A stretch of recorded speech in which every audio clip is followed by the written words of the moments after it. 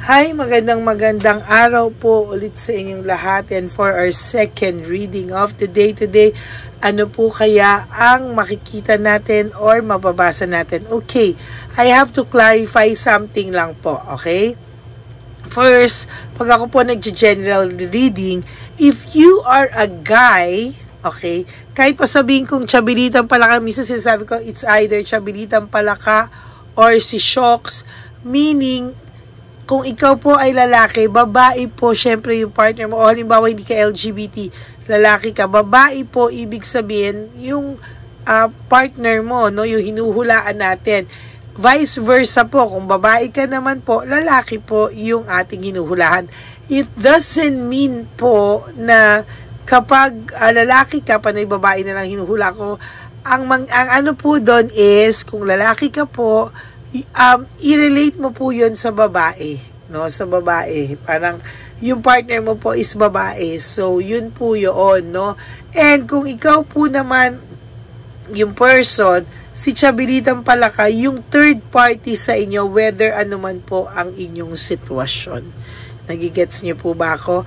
You and your partner and the third person, yun, or the third party sa inyong dalawa, yun ang Chabilitang Palaka mo. Okay? So, sige, start po tayo. I hope clear na po yan ulit. At maraming salamat po sa support nyo. May message po. Hindi po ako magagalit sa iyo dahil love po kita at nagpapasalamat po ako sa iyong at nagtanong ka ng ganyan para alam mo po at na-clear natin ngayon. O, diba po? Salamat po sa panonood nyo. Yan. K-game. Aha.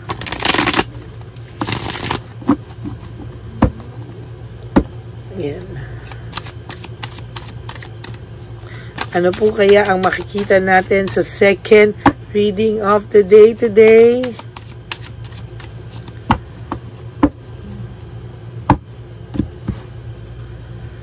Yan. 1, 2, 3,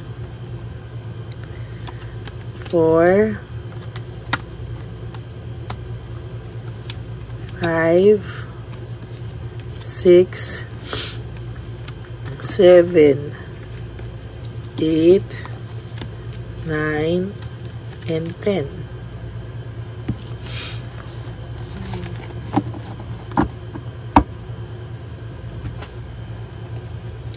Dito din po.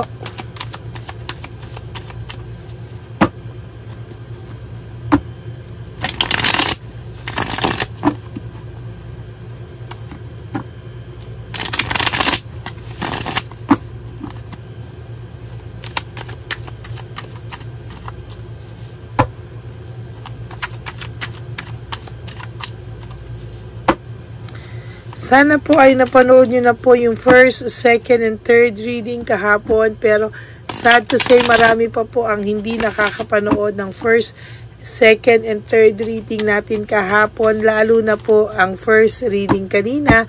I hope napanood nyo na po bago po kayo mag-skip dito sa second reading of the day natin. Okay? So, pili po tayo ng 10. 1, 2, 3, 4, 5, 6, 7, 8, 9, and 10.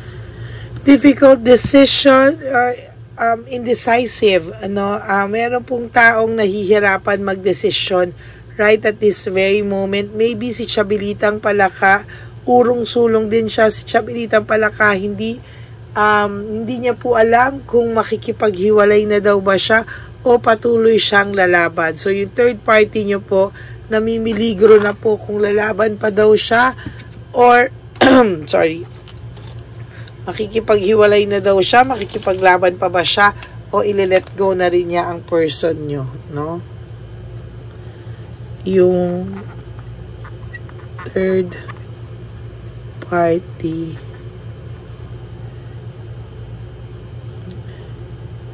nag-iisip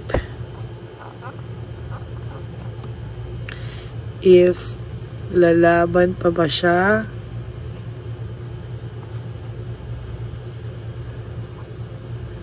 or lalayo na. Kasi po sa totoo lang po, nakikita na nga po niya yung tunay na kulay ng person nyo. Pero indecisive pa siya, no? Hindi pa siya makapag-desisyon. There is this difficult decision, ano? Yan. Difficult decision po yan para sa kanya. Okay? Clear mind, ayan, sa totoo lang po, ang tao pong ito ngayon ay nag-iisip talaga.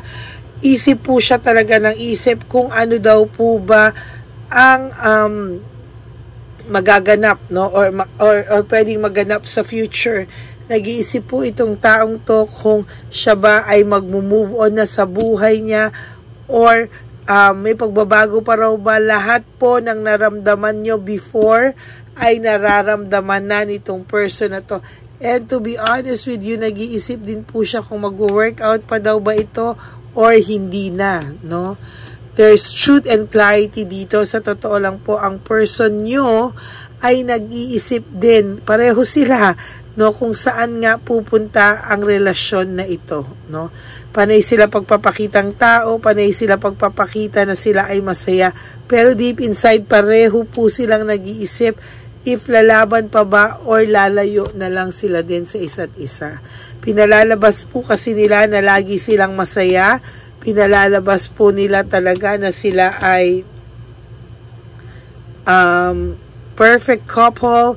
But sa totoo lang po, outside of that social media, wala na pong nangyayari sa kanya ngayon kung hindi po malungkot, no?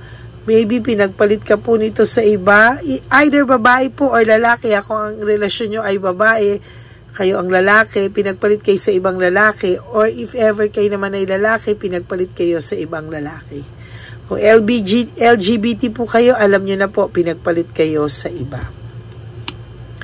Huwag kang mag-alala, may nag-aantay sa yung joy, courage, and determination. Lumaban ka lang daw po, kumapit ka lang daw po, kapit ka lang po. Huwag ka pong susuko kasi may maganda pa pong mangyayari sa buhay mo na marirealize niya how lucky, no, na nandun na siya dati sa'yo, pinakawalan ka pa po niya. There's a jealousy and self-centered dito. Naiisip ka pa rin po ng third party na sabi niya hanggang ngayon, hindi pa rin po nakaka-move on sa'yo ang person mo. There is this financial security para sa'yo, no? Mag-focus ka na po sa sarili mo. It's about time, no? Na isipin mo naman daw po ang sarili mo. There is this distraction and lack of rewards. Sa totoo lang po, ang naiisip ko po talaga ngayon dito, sa nakikita ko po dito, at sa pag-analyze ko po ng baraha mo, the person o yung person mo is really distracted, no? Distracted po talaga siya and somehow hindi niya po maayos yung pag-iisip niya. Magulo po yung pag-iisip niya at hindi niya po alam papaano po siya makaka-move on and makakapag-let go dito. There's teamwork and collaboration. Naiisip niya po yung naging samahan nyo and somehow naiisip niya po talaga na sana ay nag-isip siya ng maayos. Sana ngayon yung pinagsamahan nyo ay nananatiling masayang pagsasama. Pero kasi ngayon, yung pagsasama nyo nasa isip na lang niya. Ay, naalala ko yung kanta dito ni Agot Isidro, sa isip ko na lamang. Yan. Tapos gusto niyang manalo, win at all cost. Gusto niya pong magsisi ka pa, no? Ikaw pa yung magsisi talaga, nakakagigil to. No, on a Thursday, na araw ngayon, ang nababasa ko talaga dito ay ikaw pa po ang gusto niyang magsisi, no? Talagang gusto kanya pong magsisi at maramdaman mo raw po yung pagkawala niya, pero siya po ang nakakaramdam ng pagkatalo at failure sa lahat, no? Bakit? Pagod na po siya sa sitwasyon niya. There's emptiness, emotional loss. Sa totoo lang po, ang taong ito talaga ay nakakaramdam ng emptiness and emotional loss. Ayan, oh. Ang feeling ng taong nito ay nagkakaroon ka na ng improvement sa buhay, nakaka-recover ka na, and somehow meron siyang nababalitaan ng mga lumalapit sa iyo pa din na mga kakilala niya para humiram ng pera or tumulong ka. No, tama na po. Stop mo po ang pagiging charitable sa kamag-anak nito, kaibigan to, kakilala nito. Stop from using you. Stop po. Stop mo yan. Ay sinasabi ko nga po sa iyo, kung kanina may jealousy dito, ngayon meron din insecurity. Na-insecure pa rin po sa iyo ang third party because alam niya na hindi pa totally talaga nakaka-move on sa iyo. Ang relasyon nila is somehow a one-sided relationship, may disharmony, pero po pinaparamdam po nila na sila ay in love with each other, but that is not so true. No, lahat po ng gawin niya ngayon ay walang resulta. As a matter of fact, ang tao pong ito ay kahit anong gawin niya, no, kahit ano po ang gawin niya, wala pong nangyayari, no? Naiisip ka niya. Kahit i-divert niya pa po kay Chabilitang Palaka, ayan, no? There will come a time, maghihiwalay din po sila at matatanggap niya po sa sarili niya na siya ay nagkamali. Ayan ang nangyayari sa kanila, panay anger and argument, no? Sa totoo lang. And coldness and bad advice, lahat po ng kasi nung pinakinggan niya ay mga maling tao, yung mga may impluwensyang iba, kaya ngayon din nakakaramdam din siya ng coldness sa lahat sa kanila, no?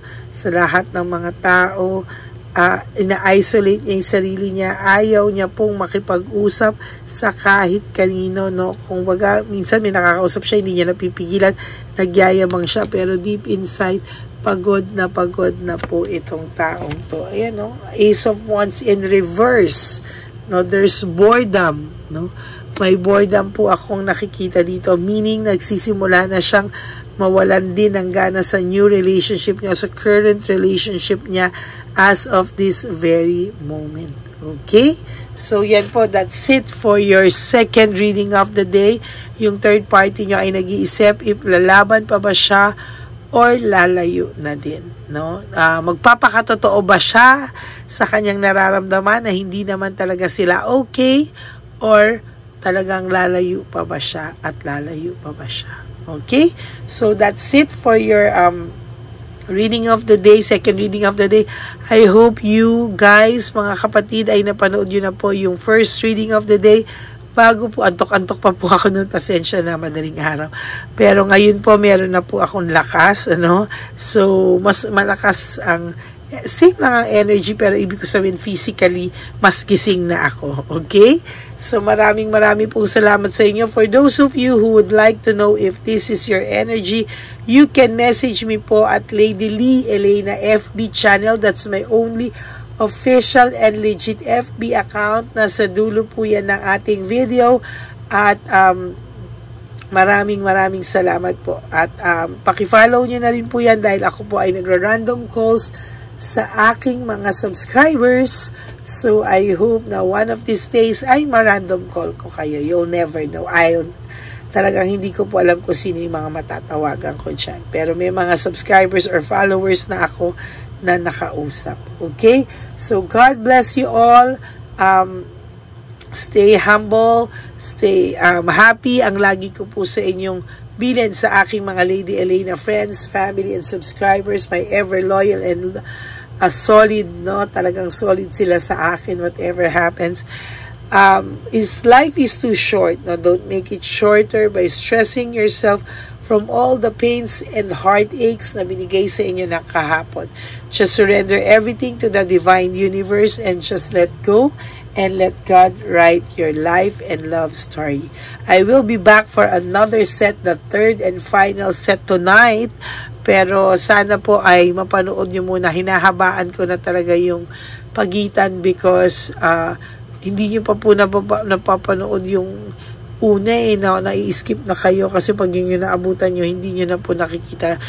For some of you, for most of you naman po, nakikita ko naman po yung mga solid at loyal kong follower at subscriber. Okay, maraming pong salamat sa inyong lahat. Ang advice ko nga rin po sa inyo, isa pa, is to live one day at a time. Bukas, huwag nyo muna pong isipin yung today. Pagising nyo, ang isipin nyo lang is today, I need to survive. Kailangan matapos ko lahat ng gagawin ko at huwag kang pumasok sa isip ko. I need to focus sa sarili ko. Ngayong talagang at the back of your mind, nandyan siya. Hayaan mo lang siya. Gawin mo pa rin lahat. Stay no contact. Yan po, no? And one of these days, sasabihin ko sa inyo, masasanay ka na po na wala siya. Huwag nyo muna intindihin yung sa susunod ay birthday ko na, anniversary namin, Christmas, New Year, Valentine's Day, wag.